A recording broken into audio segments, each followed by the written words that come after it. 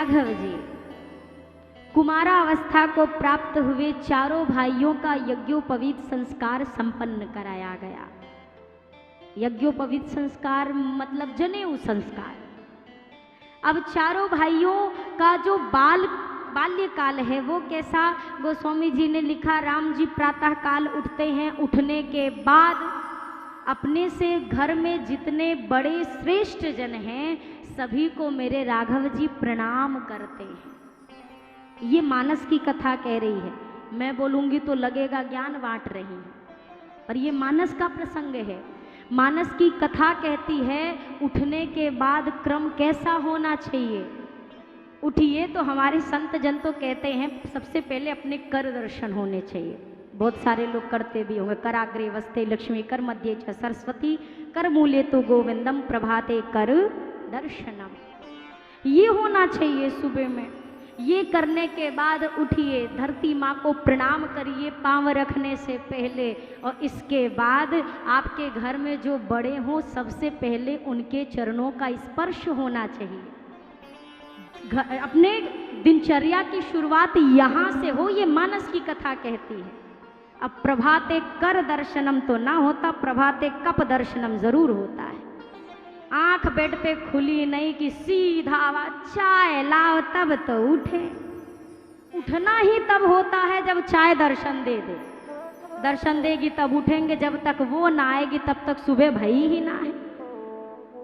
अगर वास्तव में संस्कृति के हिसाब से जीवन जीना चाहते हैं तो बड़ा मुश्किल नहीं है।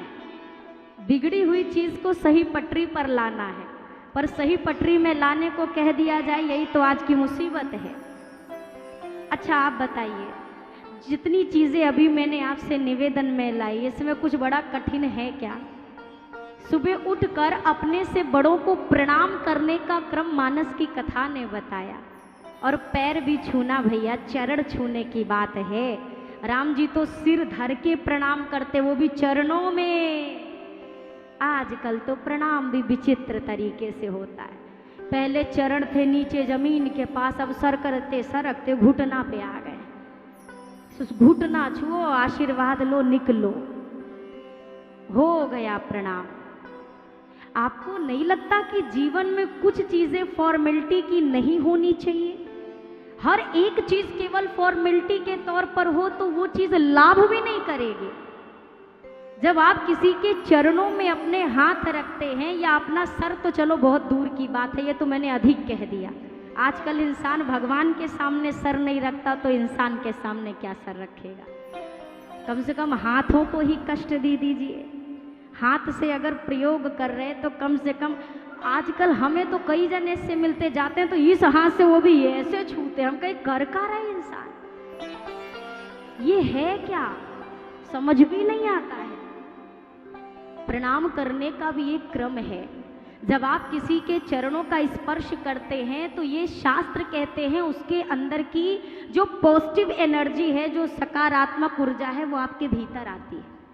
और एक आपको सबसे आपके भी अनुभव की चीज बताऊं, जब आप किसी के पैरों में झुकते हैं तो सामने वाले का हाथ आपके सिर पे आता है। ट्राई करिएगा, आज जाके जरूर आएगा। अब भैया घुटना छू के उठ जाओगे तो बेचारा हाथ बढ़ाएगा कब, सर पे धरेगा कब? वहाँ को तो मौका ही ना मिला, तो टाइम तो दीजिए आशीर्वाद लेने के लिए। ये एक चीज ऐसी है जीवन में जो आपको ना, एक किसी को भी हो, औपचारिक तौर पर नहीं करनी चाहिए। मैं सदैव निवेदन करती हूँ घर के बड़ों के चरणों में प्रणाम हो। बच्चों को हम ये चीज सिखाते हैं और बच्चों से एक्सपेक्ट भी करते हैं कि वो करें। यहाँ पर बैठे जितने भी माता पिता हैं, आप भी क्या नहीं चाहते आपका बच्चा आपके पैर छुए? चाहते हैं कि नहीं? मैं आपसे पूछती हूँ, आप छूते हैं? जो छूता है तब तो उसके यहाँ क्रम चलता रहेगा। एक सज्जन थे, सामने एक महात्मा पड़े, अब बच्चे को प्रणाम करो, अब बेटे प्रणाम करो, कुछ नहीं। अब गुस्सा और धर दिया खींच के एक पिताजी ने, प्रणाम नहीं करता, बच्चा लगा रोने। महात्मा जी ने कहा, महाशय यहाँ कहा बच्चे को तो धर दिया कि प्रणाम करो प्रणाम करो, ये बताओ तुमने किया? तुम प्रणाम करते तो बच्चा देखकर खुद प्रणाम करता। बच्चे कॉपी बहुत जल्दी करते हैं, जो भी चीज़ आप करेंगे ना, बच्चे वो चीज़ बहुत जल्दी कॉपी करते हैं। अगर तुमने पहले प्रणाम किया होता तो बच्चा भी कर लेता, तुमने इसे तो लगा दिया, अब तुम्हें कौन लगाए? ये तो छोटा था।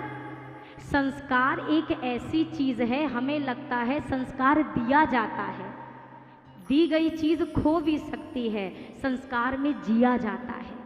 आप अगर संस्कार में अपनी जिंदगी जी रहे हैं, वो कभी मिटने वाली नहीं है। ये पीट पीट के संस्कार देने वाला क्रम ज्यादा चलता नहीं है। झापड़ मार के प्रणाम करा दो, झापड़ मार के ये काम करा दो, कितने दिन आप मारेंगे? केवल तब तक जब तक बच्चा इतना है, और जब वो आपकी हाइट का आ जाएगा, क्या आप तब भी उसे थप्पड़ मार के कोई काम करा सकते हैं? तो जब तक ये भय वाला संस्कार है, ये संस्कार भी तभी तक रहेगा जब तक भय रहे। भय खत्म, संस्कार भी गया।